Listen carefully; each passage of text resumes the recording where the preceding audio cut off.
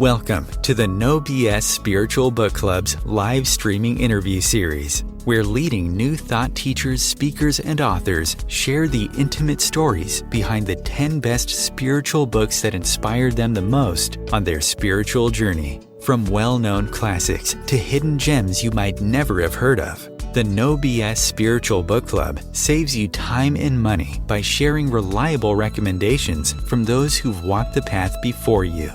The No BS Spiritual Book Club, the only no BS guide to the best spiritual books to inspire your own journey of self-discovery. Here's your host, founder of the No BS Spiritual Book Club, Sandie Sedgbeer. Hello and welcome. Joining me today to share the 10 best spiritual books that inspired him the most on his life journey is Japan's #1 best-selling personal development guru, Ken Honda, whose book sales surpass 8 million copies. After studying law in Tokyo, Ken Honda became a business consultant and investor, owning and managing several businesses, which allowed him to retire at the age of just 29 to spend time with his newborn daughter. But then a second career beckoned, and he became an author, a speaker, a workshop leader, and a creator of mentoring programs, which have impacted millions of people by helping them heal their relationship with money and find happiness. Ken's latest book is Happy Money, the Japanese art of making peace with your money. He's also the creator of the Happy Millionaire Mentality mini course. Ken Honda, welcome. Hello, Sandie. I'm so happy to be invited to chat. It's good to meet you, Ken. So you've always known that you loved books, long before you started writing them yourself. Right. I never thought of writing a book, actually. And I was in heaven when I have a cup of coffee or tea and a book. And I'm in my retreat center. We have thousands of books here that I have collected over the years. So I never thought of writing, but I really enjoy reading. So I think I'm in the right place to be. How old were you when you encountered your first spiritual book, or the book that, impacted you and led you onto a different path? Yeah, when I think back, I think probably I was 17 or 18. I've read several books done by Japanese people, and also some of the translations that I'm going to talk about today. And these books have really opened up to new possibilities, especially the people of the world that we cannot really touch. But when we think of life, the most important things in life, for example, love, friendship, trust, those things are not really tangible. You can't really touch it. So I think I was more aware of what's going on in the world. Later on, I was going to talk about money and energy. So I think I started to look at life and the world through the eyes of spiritual world. Yeah. Well, your first book was Momo by Ende, and that was published in 1973. And you first read this in college. Tell us about the impact that book had on you and why. So I don't know if you are familiar with this book. It's a kid's book. And so many Japanese kids read these books when you're in your grade school, maybe junior high. It's very deceiving because it's about a book on time. But since it's written in a format that it's for kids, you think it's for kids' books. But actually, the theme is how you deal with time. So I don't want to spoil the fun, but it's about a girl who's exploring against these men in suits who are just collecting time from people. So where there's a time bank, so people deposit their time so they can get it back when they retire or something. And it's the whole thing is a scam. So it's just for kids adventure books, and there's a movie on this book too. But it's so fascinating, and you just start thinking how you want to spend your time. I remember seeing a movie that was people got paid in time. Yeah, and Hmm. if you had only the wealthy had lots of time, and the other Right, were in danger of running out. right, Mm. exactly. So the time is so precious, but and it's given to us 24 hours at a time, but we take it for granted. Yeah, we certainly do. We miss so much because we take it for granted. Right. Yeah. So So that's the book. book 2, Creating Money, Sanaya Roman, and yeah, Creating Money, Keys to Abundance. There were many books on creating money that Sanaya wrote, but this particular one I think is probably the first. Uh-huh. Yes, and this actually I have it here in Japanese, and it's a translation, and it's such a fascinating book because it opened up a new possibility that I started to see things more energetically. So I started to see money as an energy. So it's just about a spiritual book, but creating money from a different perspective.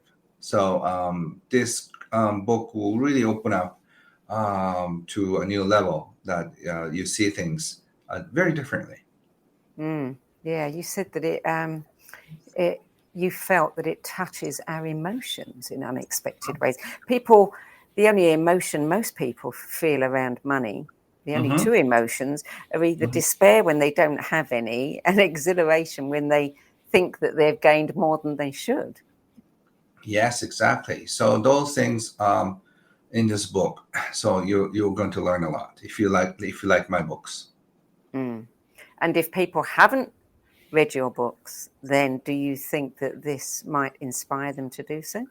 Yes, definitely, because it invites you to a new world, and creating money is not just the numbers, but it's your energy and how you do it. Mm.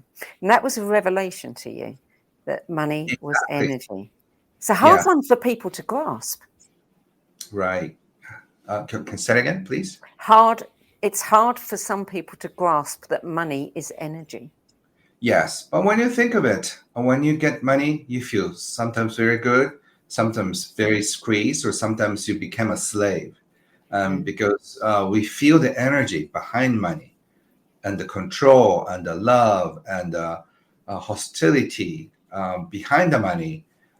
We feel it as an energy. So we feel it actually all the time. Mm. And later on, after we've finished talking about your 10 best books, you can Mhm. give us a few tips about that. Sure. Okay, so book number 3 is The Celestine Prophecy by James Redfield, Mhm. 1993. And you said you were in your 20s when you came across this book. Yes, that was more about a big awakening for me because I think I read it in 1904 or something, right after the book came out. So it wasn't even just he started publishing from a small publishing house, and I think that's where I got it from my spiritual teacher then. So that's how I wanted to write stories. It really inspired me without knowing at the time. And I wrote later on. I wrote about 15 years later. I wrote a book called Nine Letters. It's going to be out in English soon, but it's about an adventurous story that one person is guided to a new spiritual awakening. So my new English book that will come out is sort of like inspired by this book. So I forever appreciate the book that I read in my 20s. Yes, you said you did quite a bit of traveling when you were younger, and later on you realized that you too were on a journey of synchronicities and awakening when you were traveling around the world. Yes, exactly. I have an interesting destiny that I bump into very interesting people at the airport, at the airport lounge, and the bathroom. Somehow, I just happen to have the most interesting chat with strangers. Mm. Book number 4 is Rich Dad, Poor Dad by Robert T. Kiyosaki. Some people call it Kiyosaki, some call him Kiyosaki. I don't know the correct way to pronounce that. You might. Right. Yeah, I But think tell us about this one. yeah, it's in Japanese it's Kiyosaki. That Kiyosaki. means pure or clean river. But Mr. Kiyosaki's book really opened up to another world too, the world of investing. So I was already retired when this book came out. So I had lots of time, and then I was so fascinated. And at the same time, I got depressed after reading this book because I didn't want to become a writer, but I wanted to share information like this. So I feel like he wrote everything um, for me, and also he wrote everything. That means like there's no job left for me. Yeah. So then I realized that I have this need or desire to write. That really shocked me, and it took me another 3 years to start writing because I felt like he wrote everything. But there's this rich dad and poor dad. His real dad, a school teacher who didn't know anything about money, and also there's another dad who's best friend's daddy. Excuse me. Sorry. So who had lots of money but no education. So I started coming up with the ideas of money EQ instead of money IQ that Robert Kiyosaki is teaching. So money IQ and money EQ are both important, but people focus on money IQ, which is what Robert is teaching, and I teach money EQ, emotional intelligence. So this Rich Dad Poor Dad inspired me to start teaching on money intelligence, financial, and also emotional intelligence, which sort of like started my career. So I really appreciate this book too. This book really did tap into something for many, many people. I mean, it became a massive bestseller. It sold about 40 million copies worldwide. Yeah. Yeah. Just goes to show how interested we are in money. So what would you say is the difference then between money IQ and money EQ? I've interviewed so many people, and the smartest people with money often make stupid mistakes emotionally. So that's why a lot of hedge funds and legitimate banks go bankrupt. They're driven by greed, and so they are so smart in numbers. So they understand about the money financial intelligence side, but they totally forget about money emotional side. That's why they know it's not right.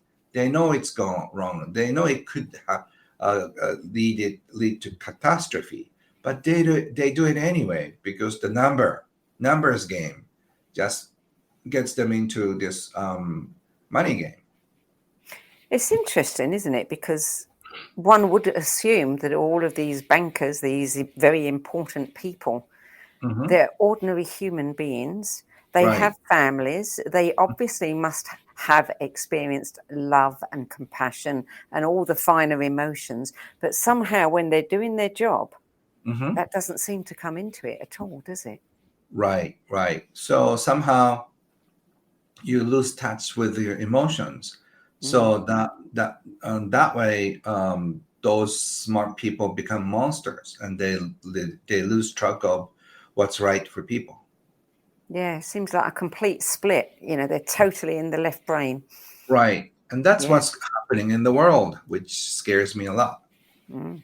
Yeah, it is. You're absolutely right. Book number 5, Divine Intuition, Your Inner Guide to Purpose, Peace and Prosperity by Lynn A. Robinson. And this was Yes. published in 2001.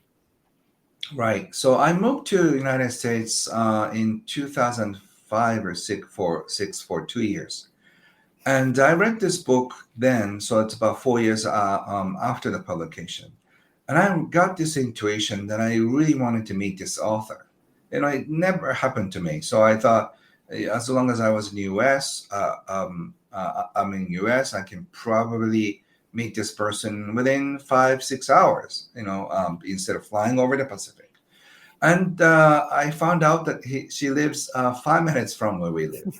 And then we became very close friends. And last week we did a seminar together. So we've been friends for almost 17, 18 years. But she opened the door for a new world of intuition, and which is very important. I understand that she's considered one of the leading experts on intuition. Exactly. She has a many celebrity clients, and then she receives the intuitive information and it passes on to many people. And her style is very unique, and she's very positive. So I'm so afraid of seeing psychic people who tell you negative things about life. Bad things is going to happen to you. Lynn will never say anything negative. So I always feel relaxed, and she always sees my good possibilities. That's why I like her. Good. Well, we're going to take a short break now. We'll be back with more from Ken Honda in just a few moments, so stay tuned. OMTimes TV. Maya Angelou once said that there is no greater agony than bearing an untold story inside you. I'm Sandie Sedgbeer, and when I'm not hosting OMTimes Media's flagship radio show What Is Going On and the No BS Spiritual Book Club, I help people share their untold stories. Books are my life, my joy and my passion, and there is no greater reward than helping aspiring writers get their books out of their heads and into the hands of those who are waiting to read them. If you feel that you have a book in you but don't know where to begin, visit sedgbeer.com. Click on the Work With Me tab and find out how my experience helping others tell their stories might be just what you've been looking for. That's sedgbeer.com, sedgbeer.com.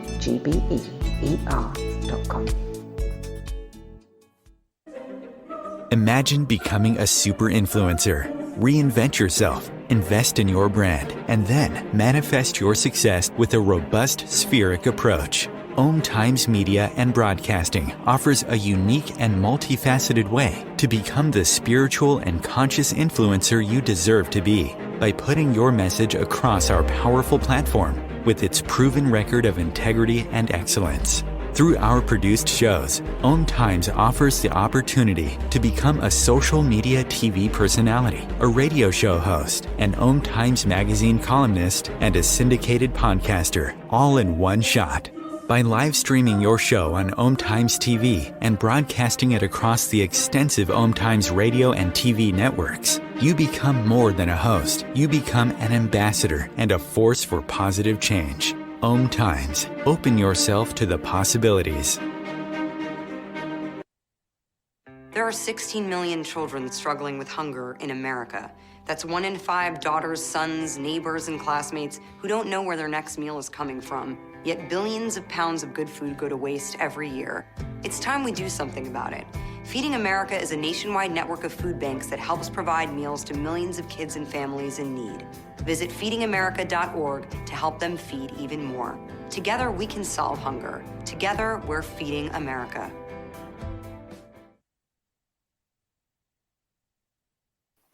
Welcome back. Ken Honda, book number 6. You're only allowed 10. Is one that really did take the world by storm. I've noticed that every so many years a book comes out like Celestine Prophecy that just, wipes everything off the table. And then the one that came on the heels of that many years later was this one, which is The Secret by Rhonda Byrne, which was published in 2006. So tell us about the impact that book had on you. So of course it changes your perspectives, how to attract the things you want. And at the time, I think I was in North America spending a couple of years. So I saw the book Secret is everywhere. And then what's interesting is about 10 years after this big phenomenon, I was invited to a writers group called Transformational Leadership Council, where 70% of the Secret teachers are the members.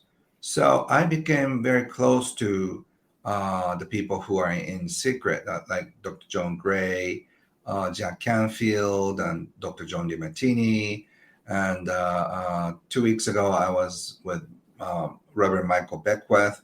So I became very close to these people who are in Secret. So not only changed my fate, but at the same time, 10 years and 13 years later, it became a power force to change or uplift my career too, because all these secret people were cheering me on to the book launch of Happy Money. That's why it became an international bestseller. So this book is very interesting for me in so many ways. Did you follow some of the things that they say about the affirmations, etc.? Did you really practice this? Yes, because I was nobody. I was just a happy dad 3 years before this book. And then I sold almost 9 million copies of my books. I never had this writing education or nothing. But I just started writing in my kitchen table, and I published more than 200 books and sold 9 million copies. I think it's because I was taking advantage of the law of attraction myself. Yeah. You said you actually had a dream about meeting some of those people long before you did meet them. But I know they bump into my life too. Like, Ken, I knew I was going to meet you, and then I don't want to be another person like that. But I had this clear vision of just hanging around with these people, just playing by the beach, and 10 years later, I was in the beach and playing with these guys. So it became true. So whatever you have in your mind could potentially come true, even though it could be regarded as a house nation in your mind. Because I had this vision of becoming a writer 22 or 3 years ago. And I thought I was going crazy because how can I think that I'm nobody? I didn't go to college for writing. And how can I believe that I'd be a writer? But I became one. So even if you have this craziest idea in your head, it can achieve if you just keep trusting it. Yeah.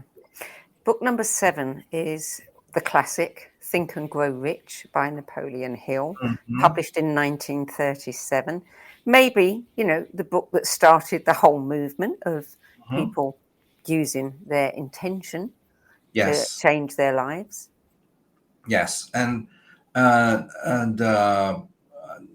I got this signed autographed book by Napoleon Hill a few years ago in the bookstore in Oregon, Portland. And I was so happy to see a real autographed copy, which was signed in the year that I was born by Dr. Hill. So Think and Grow Rich has been impacting my life, in my business, in my career. So I really think whatever you think can really manifest. And also, I didn't put it in here, but Think and Grow Rich by my friend Pam Kraut is also another book that I can recommend. Instead of Think and Grow Rich, Think and Grow Rich. That's another. Think and Grow Rich. Yeah. Well, about Think and Grow Rich, Napoleon Hill's book, you actually wrote in your written descriptions on the website that you did some experiments to see if you could create your own reality. And you spent a whole year thinking about what should be the most unlikely and impossible things for a 22-year-old to do. Tell us what you were thinking about and what happened. I wanted to give my test a graduation test. I had this career path of becoming an accountant and a tax lawyer, or I'll just do something very unique, which I really wanted to have. So I ended up having a dream of meeting one of our prince and in person. And that seems so impossible for me to do as a 22-year-old boy. And but in 6 months later, it became reality. I became very close to Prince Takamaro, but who passed away a few years after. So that's why I'm helping his wife, Princess Takamaro's foundation in Japan. I'm helping her raise funds in Japan. So what happened 30 years ago is still influence in my life. What does the foundation do? They are more environmental foundation. It's conserving environmental thing, forest for birds, and all the great things that they're doing. So, a change from money. We're now going to talk about love, because book number 8 is Love is Letting Go of Fear by psychiatrist Gerald Jampolsky. This was originally published in 1979, and there have been several editions since then. Yes. Yeah. And I had this privilege of translating one of his books into Japanese, which now became best and long sellers here. And his view in life really touched my heart in a very deep place. He says there are only two communications in life: love or fear. So it's an act of love or act of asking for love. So if you see an angry person, he or she is angry, they're crying for love. So since his book or his books, I've started to look things in a different way. So I see things through the windows of love. So like Rich Dad and Think and Grow Rich, those books changed my perspectives in a financial ways. This love is letting go of fear. These books have led me into more loving person. Yeah, you said it also led you to A Course in Miracles. Yes. Course in Miracles is another book. I thought of putting it, but a lot of people are doing it, I guess. They are. So Course in Miracles have been the base of my teaching. And also I use a lot of Zen techniques too. So money is a neutral energy. So I'm using a lot of Course in Miracles principles and take it to more Zen approach when you study about money. That way you can have a certain distance, a healthy distance from money, which transforms your relationship with money. So I really love these books. Book number 9. The Artist's Way, A Spiritual Path to Higher Creativity by Julia Cameron. And that was published in 1992. And an incredible book, incredible piece of work. Yes. I'm sure a lot of people are just talking about this book. And I came to know this after I became an author. And I didn't think being an author isn't being an artist. But her perspective just gave me an idea that writing books could be an art too. So since then, I look at myself as an artist, and I started to grow my hair a little bit. Then I kind of like act more like an artist, and I really enjoy that, because I was just a boring accountant in my words. I had a short hair and just nice suit and tie, and that's what you're supposed to look. And then I became the opposite direction. I went to an opposite direction. So I really enjoyed these artist way ideas. about starting your morning page and Mm. let creative juice out. That's how I bought this and renovated the whole thing that I'm in here. This whole building, I bought it to enrich my artist side of my life. So I'm surrounded by thousands of books, and I have a movie room and a music room, and this whole facility gives me a stimulation as an artist. Have you taken up painting? Not that part. I don't think I'm talented, so I'm more toward music and also other form of art. Book number 10, I would say that this one, along with the 4 Agreements, is probably, it comes up the most frequently, and it is The Alchemist by Paulo Coelho, and this was published in 1988. Yeah, I wanted to pass this because I'm sure a lot of people talk about this, but I wanted to bring it in here because I'm going to write a book like this in a different way, and the money is a theme. So my newest English book, 9 Letters, is sort of like that. It's about a boy who's guided by synchronicity.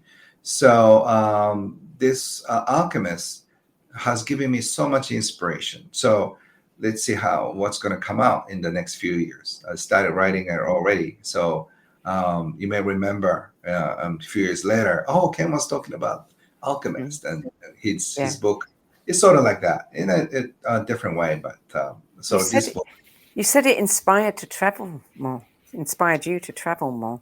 Right. So I love traveling. I love meeting new people. I just got back from India.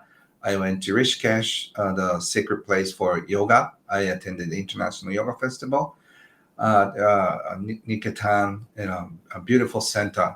And I've been inspired by visiting so many places. And I think this book is the cause of all things. Mm-hmm. You said it led you back to your hometown to find your true purpose in life. Tell me a bit about that. So it's sort of like Alchemist in a sense. I did a little bit of my vision quest to discover my roots. So I've never visited my place I was born for probably 45 years or something. And then the town I was born into, I was walking and I was looking at the map, and the area is totally different. But the town called Kimpeicho, that means money, peace, town, literally. And then what? I was born in a town called Money, Peace Town? And I got so excited, and it brought me into tears because that's what I was born to do. My mission is to transform people's relationship with money in a more peaceful way. And I happen to be born in a town, Money Peace Town. How cool is that? Yeah, very, very significant. So, excuse me, that's your 10 best list. Let's talk about you. You've said that you publish from 3 to 6 books a year. And at your busiest, you published 18 books in a single year. How do you do that? No. I was doing a online book salon.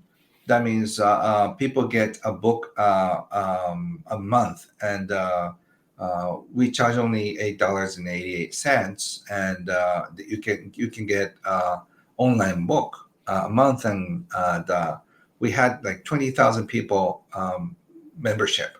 So the company wanted me to keep going, but it took me 2 years and a half. So I wrote 30 books for them, and I took one theme and then formed 3 editors, and I start speaking about the book, and then these people transcribe what I say, and then make it more like a book form and just send it to me. So they're not ghostwriters. They write whatever I said, and then I just rewrite it, and then that's online books, and then I write these physical books. I have a lot, and then I keep writing on many different themes and never seem to run out. So you don't find it hard to come up with ideas? That part, no. But physically, it could be exhausting. So I have this special way of practicing loosen up my muscle so I don't have any pain in my shoulders or elbows. So I can keep writing. What do you like best, teaching, speaking, mentoring, or writing? Actually, I do everything for a change. When I'm a little bored with writing, I go into teaching. And I teach online classes for thousands of people. That's like more hyperactive energy. And then I go into a cave. I'm surrounded by books, and I don't see any people in this vicinity, only deer and other wild animals. So I'm on my family is back in Tokyo. I'm going back to Tokyo now. So I really enjoyed a full day of solidity, and then I can really concentrate on my writing. So I enjoy that part of myself, and also at the same time I enjoy mixing with people, mentoring people, and that gives me creative ideas and juice, and then go back to the mountain. Now, you said earlier that you became a member of the Transformational Leadership Council. You're the Mhm. first person from Japan to be Yes. elected Uh-huh. into the council. Tell me, what does the council do? What is its purpose? So when I was attending the first one, it was Jack or somebody just try to tease me or scare me. The fraternity ceremony that you could do all kinds of weird things, like, and they were just joking. Oh, I forgot to bring the dog to be slaughtered or something. Like, it's not a good joke, but we actually are sort of like a group of people who just share and nourish each other. We give people so much. We teach people, but we have a hard time receiving. And so instead of just teaching from the big podium, we nourish each other. So we share secrets and things that we don't usually talk as a teacher. In other words, we are sharing a more vulnerable sides, Yeah. and then we just nourish each other so we can be back and giving back and teaching again. How often do you meet? We often twice a year. We meet twice a year, and next one is Ireland, Belfast in July. So for the next 5 years, all the dates are set, but we don't know where we're going to meet. So it's interesting, because people have speaking engagements. So we block the dates first, but we'll just uh, we get the notification about a few months, 6 months before the meeting, and then okay, this time is Hawaii, that's closer. Next time is Belfast, that's a little bit far away. So, but we fly from anywhere we are, and to kind It's of like a brotherhood. Do you have yes, female members? about probably half and half. Half and half. Yeah, or maybe female members a little bit. I haven't really counted, but there are a big variety of people. Very interesting, and the common thing is they're loving. Are you not tempted when you're all together, you're all in the same place at once, to put on Mhm. some super event, where suddenly people have got access to not just one of you, but several of you? I think there were talks like that, but we're doing it so much. So like this is not an event. So I think that's a way of like turning the switch off, I guess. Yeah. Yeah. So we are not allowed to do any social media stuff while we are in the meetings. Otherwise, people come, try to see us. But since we're usually stuck in a resort somewhere remote, far away, we have our own very secret time to nurture one another. Well, let's talk about money, because I think it's a very popular subject. What is Mhm. the secret to developing a healthy relationship with money? I think that if there's only one thing, you have to know when is enough and how much is enough. We are driven by marketing and ideas that more is better. So I once interviewed with a very wealthy person who has a public company, and I asked him, "When did you start feeling wealthy?" I thought he's 25 or 30, or when he took his company to public, or he made his first $100 million. And he thought for a moment, and he said, "I don't think I'm wealthy." And I was surprised. And why do you say that? He said, "I don't have a private jet." And then I bumped into somebody who had a private jet. I asked the same question. He said, "Oh, I'm not wealthy. I'm just a small potato."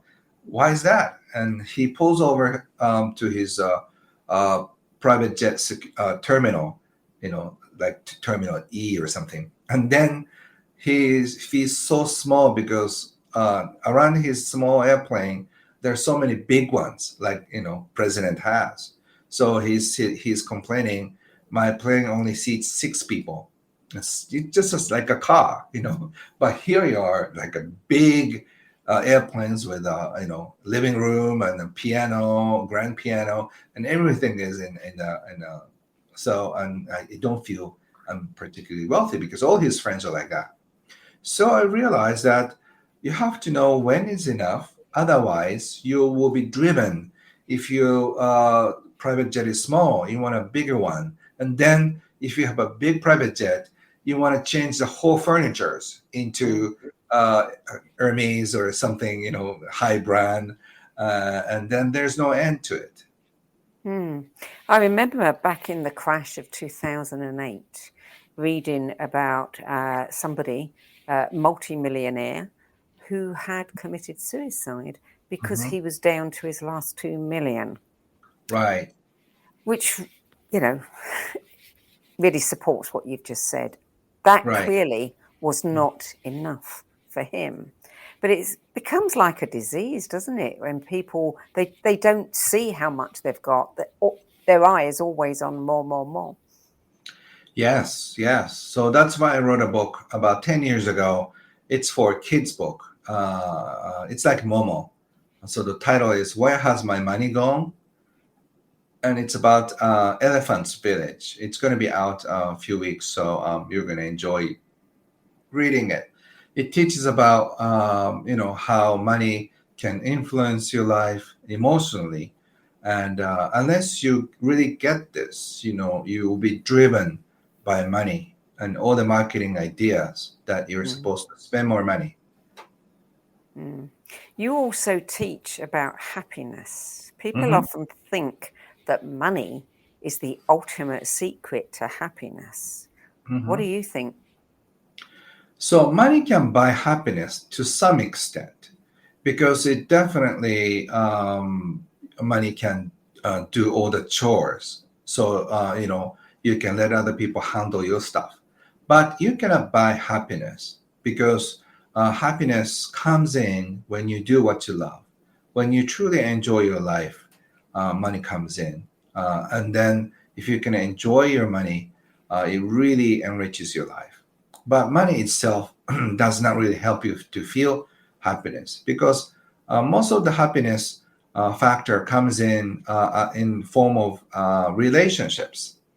If your relationships are good, you become happy, and money can help you to have a better relationship with your family members, your clients, your close friends.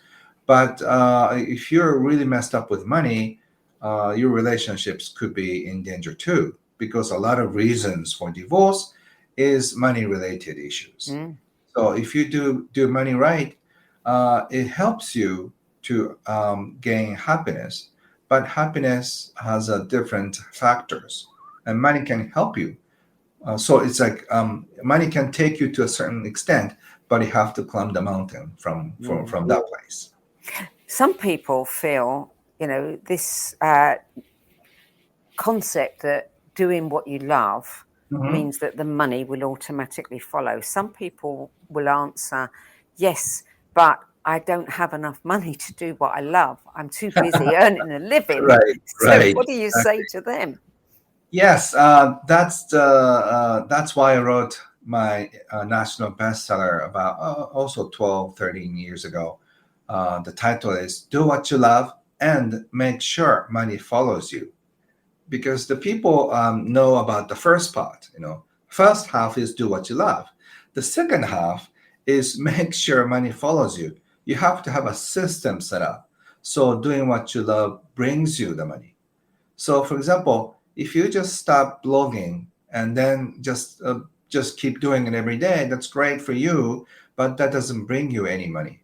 But if you have a contract with a publisher, or if you have a membership site and go on subscription site, like I was doing it, so you can get compensated financially. But if you don't do anything to set up a system financially or have a system to support you, you are not getting compensated. So you have to make sure you set up a system so you don't have to worry about the money for the rest of your life. Yeah. So with the wisdom that you have gained, Mhm. what would you share with your 15, 16-year-old self? You're saying when I was 15 or 16? Yeah, if you could talk to your 15-year-old self from the Oh, space of wisdom uh-huh. that you now have, Okay, okay. what are the most important things you would tell yourself? Okay, thank you. No, I wanted to make sure about my English question, and it could be a little confused. Okay, now I got it. So I would say just discover your gifts, and the gifts are buried in the most surprising place that you never thought. Well, how can I write, for example, for me? I never discovered until I was 33. So I just enjoy discovering your gifts. It's like a treasure hunt.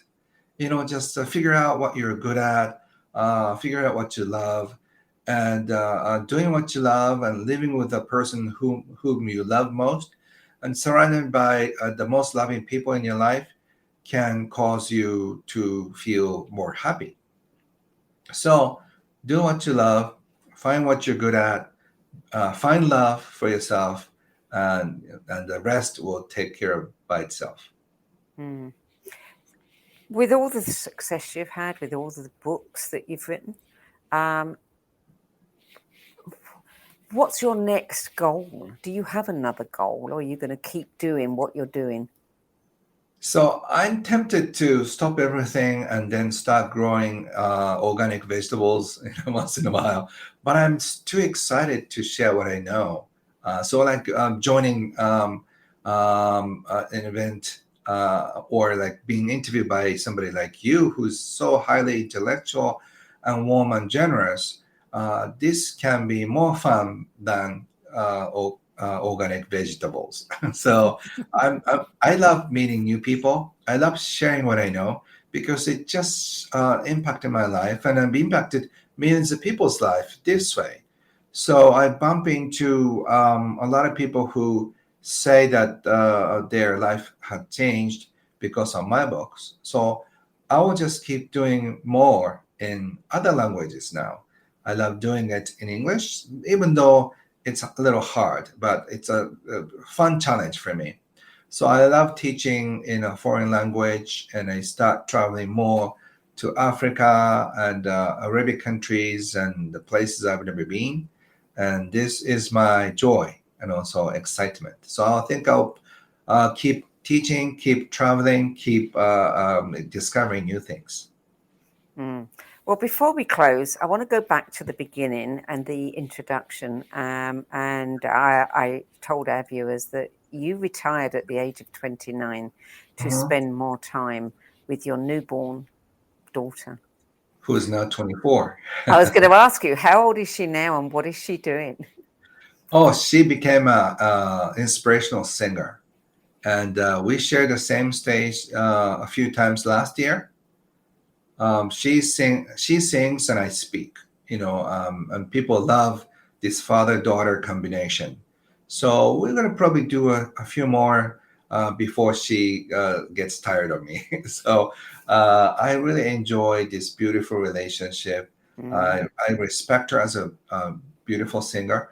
Her stage name is Stella Venus, and you can Google her name and songs will pop up. And she sings in English, Japanese, and Chinese. So you're going to see it or listen to her music fairly soon. I'm more proud of her than all the books I've done because that's my legacy. She's my legacy who's going to keep inspiring people like I do. So I'm so happy that she's on a different path, but sort of like a same path. Yeah. Ken Honda, thank you so much for adding your 10 best list to the No BS Spiritual Book Club's library of recommendations. Well, for more information about Ken Honda's latest book, Happy Money, The Japanese Art of Making Peace with Your Money, and all of his other books, his online courses and programs, visit kenhonda.com. That's it for this week. I'm Sandie Sedgbeer. I'll be back at the same time next week with another 10 best interview for the No BS Spiritual Book Club. Till then, it's goodbye from me, and thank you to Ken Honda. Thank you, everyone.